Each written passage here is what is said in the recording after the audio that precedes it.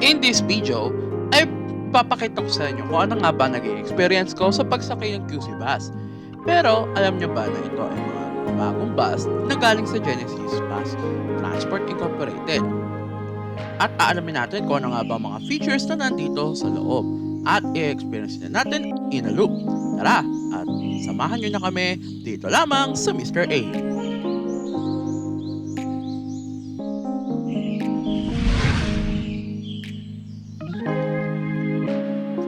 Sumakay tayo last June 26 at late ko na ito na i-post. Pero anyways, papakita ko sa inyo kung ano nga bang sasakyan natin. Ang Saulog Transit 717246. Ang Saulog Transit ang isa sa mga sister companies ng Genesis Transport Services Incorporated. Sumakay tayo ng bus 8:50 ng umaga at iikot tayo sa mga lugar sa Quezon City. And ang sinakyan natin ay around 8 ang Quezon City Hall hanggang Muñoz Ikot. 2x2 seating configuration ito may 49 seating capacity. Umalis tayo dito sa Quezon City Circle at nasa veterans na tayo ng 8:25 ng umaga. Hindi na natin nakuha na ng pag-feature dahil may mga tao sasakay na dito. Para mas makita at makita ko sa inyo, i-share ko na rin sa inyo ang features nito.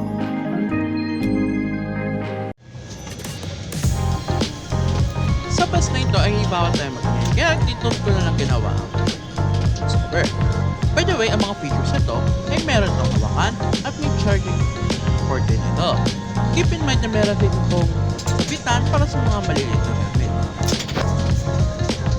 Kung mapapansin ninyo ay bago-bago din ang mga seats ng Genesis Transport. At keep in mind na din na ang bus na nasakyan natin ay bago-bago din. Kaya for sure, mas mapapapamiliar kayo kung ano nga bang pinagkaiba ng dating client sa bago nito. Kung mapapansin ninyo ay umiilaw at natatakpan nito pag magcha-charge kayo. Isa pa sa mga features na nandito ay ang mga lagayan ng mga gamit or small pockets at ang pinaka-favorite part ko, ang footrest. Titignan naman natin ang front view. Sa front view ko naman, mapapansin niyo na nakaupo tayo at comfortable ito. Seatbelt equipped ang bus nito at hindi mawawala din. Ang isa sa mga kagandahang features nito, ang mga sandalan kapag nasa pinaka-aisle ka o sa mga malapit ka sa gitna na pwede mo itong i-adjust at pwede mo rin itong i-adjust pati yung upuan.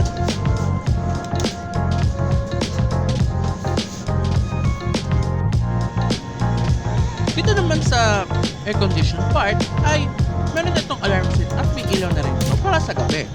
Keep in mind na ang pag-upgrade ng Triumph Golden Dragon ay isa sa mga malaking part kaya ito naging mas evolved at mas bago na. May ilaw ito, may speaker at syempre ang SOS. Kung titignan nyo mabuti, iipit lang tayo. Pero for sure, mas malalamigan kayo kung ikaw mismo ay mag-experience ng mga katulad nito. At ngayon nasa balik biyahe na tayo at natapos na natin i-feature ang mga basics, ay isi-share ko na ito. Alam nyo ba na ang initiative ng Quezon City ay magkaroon ng libre sakay para sa mga mamamayan ng Quezon City? By the way, ito ay bumabiyahe sa Route 8 Quezon City Hall to Muñoz Ikot.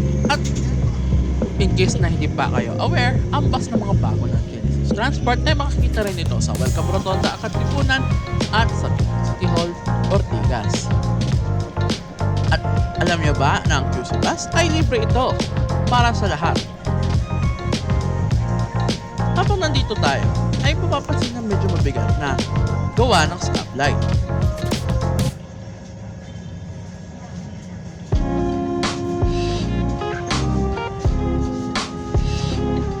After umabante at nag-green sa stoplight, ay papakita ko sa inyo ang engine shape. Panoorin natin ito kung paano nga ba ito nag-perform sa daan.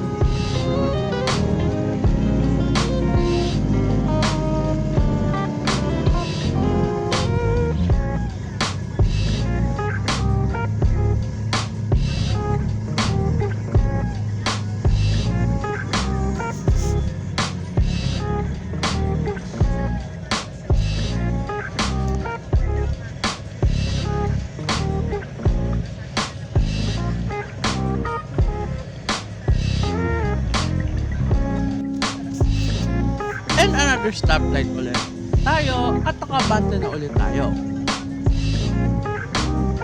Ang ating first stop pala sa ating route na ito ay bukod sa Veterans Memorial Medical Center ay dadaan muna tayo sa kabilang part ng Trinoma papunta ng Muñoz.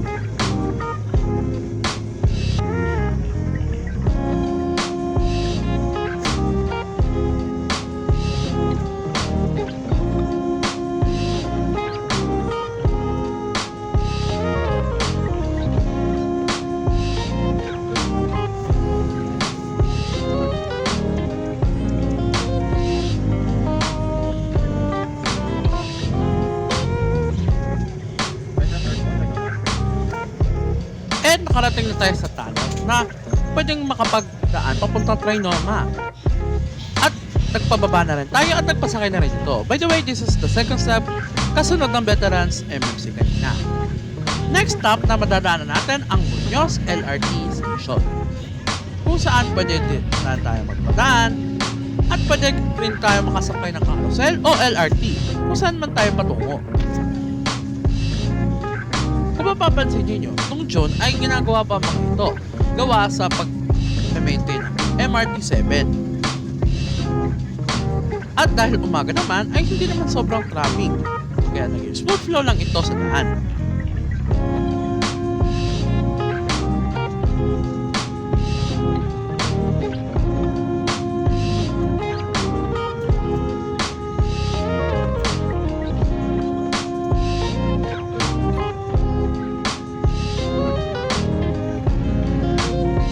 Habang papalapit tayo sa Muñoz, ay papansin nyo, smooth flow pa rin talaga. Kahit mula sa pagliko hanggang sa pagdire-diretso ay walang itong naging problema sa pagdaan natin sa EDSA at naging tuloy lang ang taloy ng trapiko. Ang mga nakikita nyo sa sasakyan ay mga U-turn lamang na dadaan sa kabila papuntang southbound. Chill lang ang ating driver sa pag-drive and hindi ito naging problema.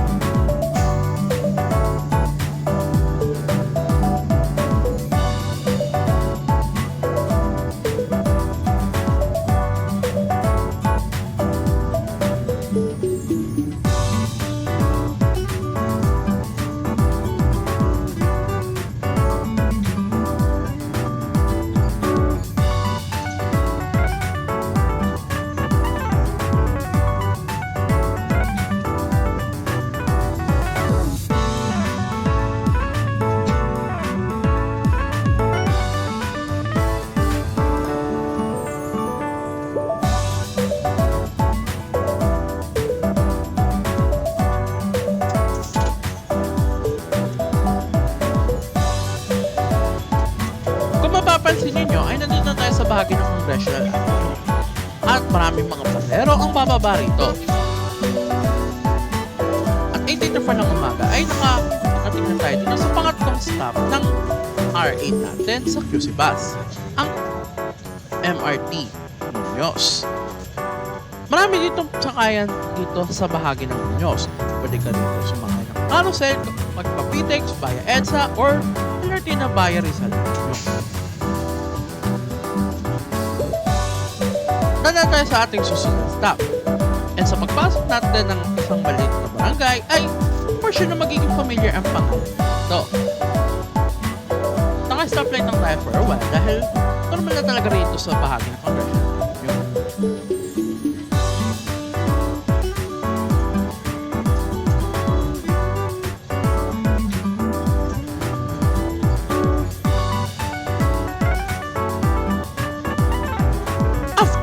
Mag-green ng stoplight ay papasok na tayo sa isang maliit na barangay na kung saan magiging familiar ang mga pangalan nito.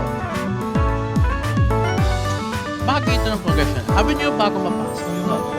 Keep in mind pala na ang barangay na ito sa Quezon City ay mga nakapangalan sa probinsya sa Pilipinas. Ang unang street na nadaanan natin ay ang Cagayan Street. Pero dito sa lugar na ito, dito masusubukan natin ang mga lubak at ang mga maliliit na sasakyan kung gaano ito kakasya. This is the fourth stop na madadaanan natin. Now,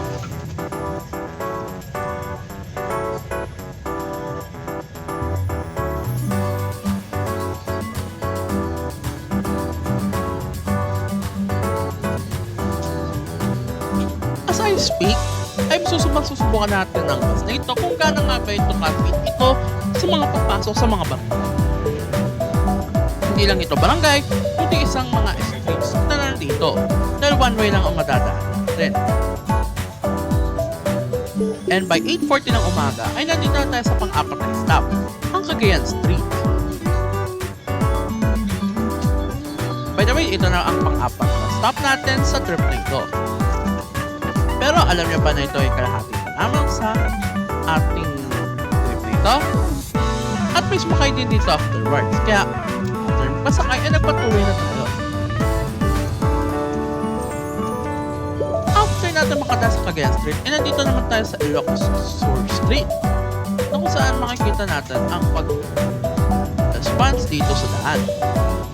Kaya masigip ay kinakaya lang ng bus natin.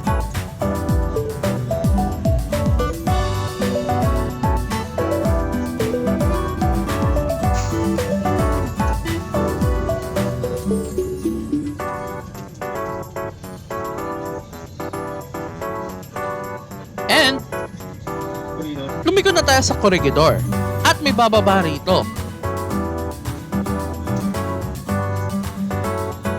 And after almost 30 minutes, ay nandito tayo sa bahagi ng Corregidor Street. Ang Corregidor Street ay ang panglimang stop na madadaanan natin. 5 of 8 na sa ating route for this trip. And after magpasakay ng mga pasero, ay nagpatuloy na ulit ang ating bus.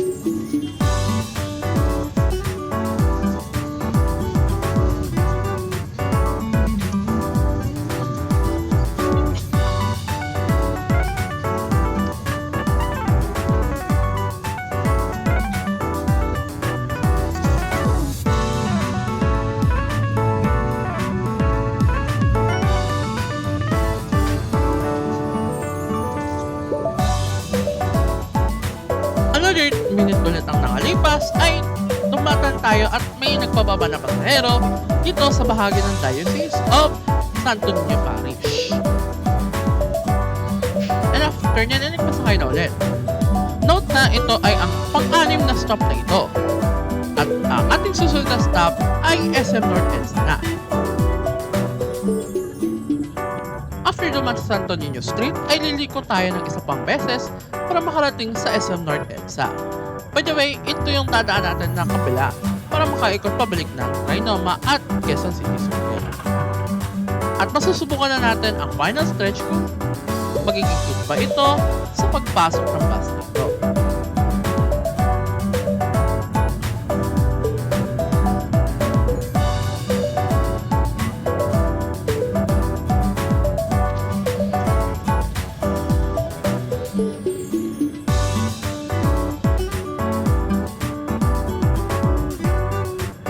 Habang tayo ay inaabot tayo ng traffic dahil sa mga sasakyan na nagbibuild up. And bukod pa riyan ay may basura din tayong nadaanan. Umabot rin ito ng 2 minutes at nagpatuloy na ulit tayo.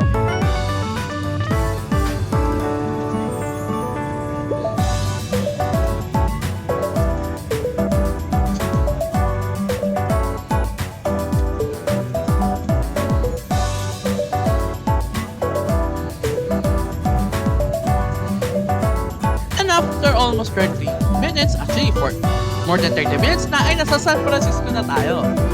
And narating na natin ang bahagi at pagtutumbok na natin ang 7th stop na SM North EDSA. Nakita natin ang Quezon City Science High School. Nandito lang din sa Barangay Makati. So,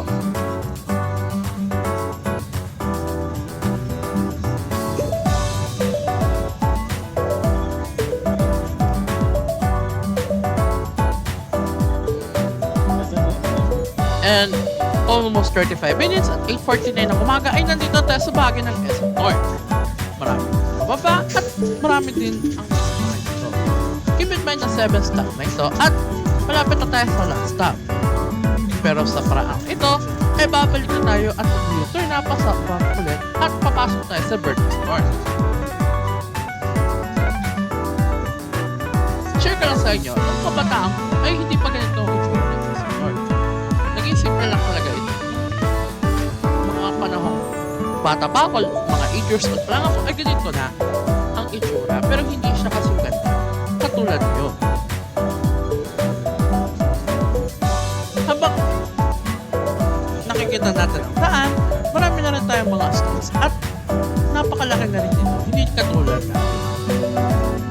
Tulad na natin ito malalanan hanggang sa parating ang shortcut para makabalik at makapag-U-turn papuntang Vertis North.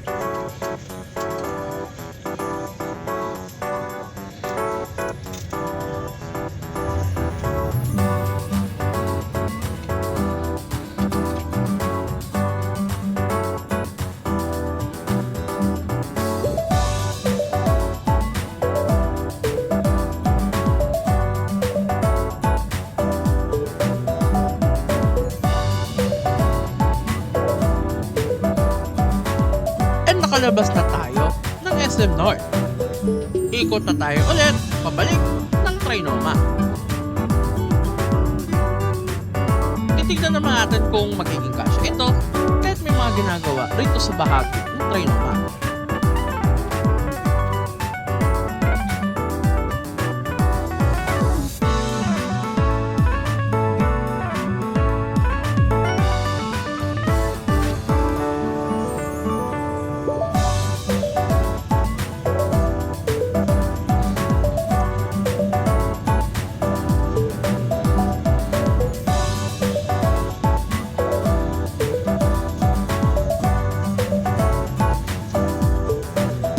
Almost 40 minutes na tayo bumabiyahe dito sa no.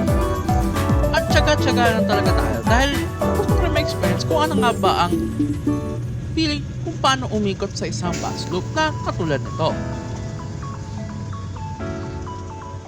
Pero pagdating natin dito sa Pinagbaan pero papuntang kapila naman ay nagtsaga lang muna tayo sa daan ngayon. Hanggang sa umabot ng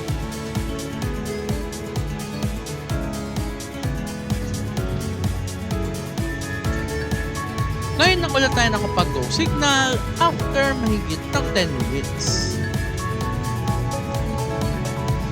Nagdedire-diretso tayo at nakadaan na rin tayo finally after ng mga higit ng mga ipitan sa bahagi ng area papuntang Mindanao Avenue at southbound papuntang Circle. Ngayon papasok na sa Vertis North at ito na ang ating magiging last stop bago makarating ng Quezon Memorial Circle. Naghahanda na ang mga pasahero para sa pagbaba.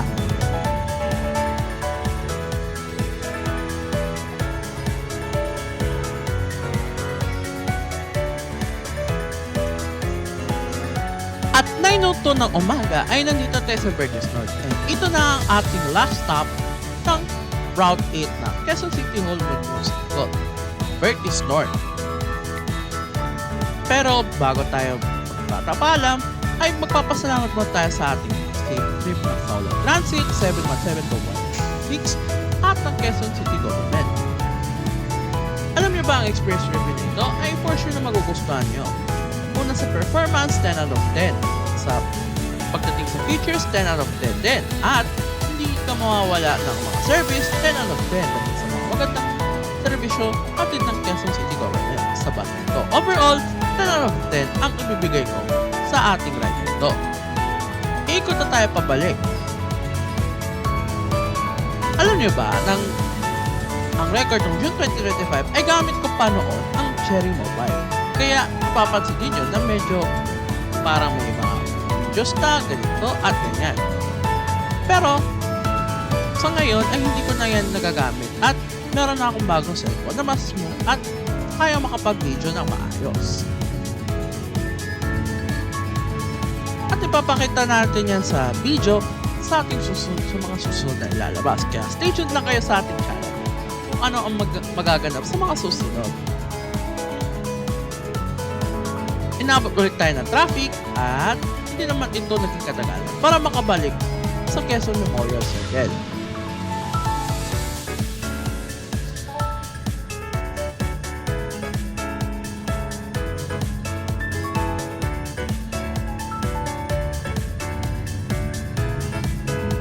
As I said kanina, pasalamat tayo sa Quezon City government at sa crew ng Solo Transit 717-246 na ligtas at mapayapang biyahe. Dahil bukod sa mga strictly na sinusunod na lang patutunan para sa lahat ng pasero, binibigyan din ng magandang serbisyo. Hindi lang para sa mga mananakay, pati na din sa lahat ng mga nakapag-sign ng contract rito. Kaya malaking benepisyo ito sa lahat ng mga kababayan sa Quezon City.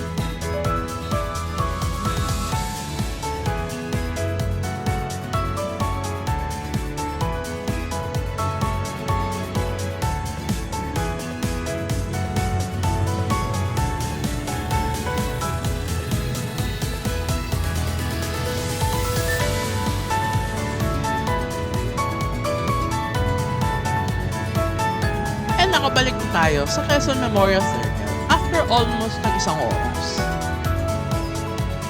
And ikot lang tayo ulit para makabalik. 3/4 na madadaanan natin bago tayo makabalik ng Quezon Memorial Circle. Ang oras na natin ay 9:08 ng umaga.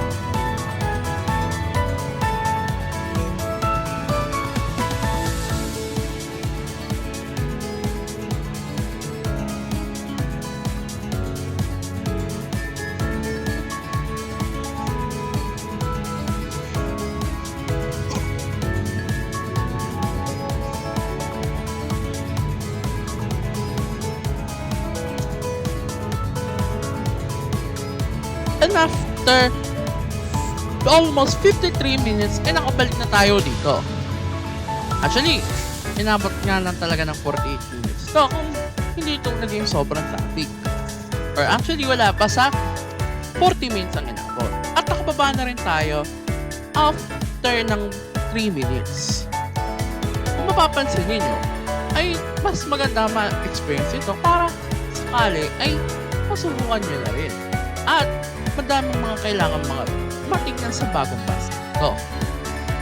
At para sa iba pa mga updates, ay i-follow nyo na ang ating mga social media accounts para maging updated kayo sa mga susunod na mangyayari. Maraming salamat sa inyong panonood, and this is Mr. A, where bus is life.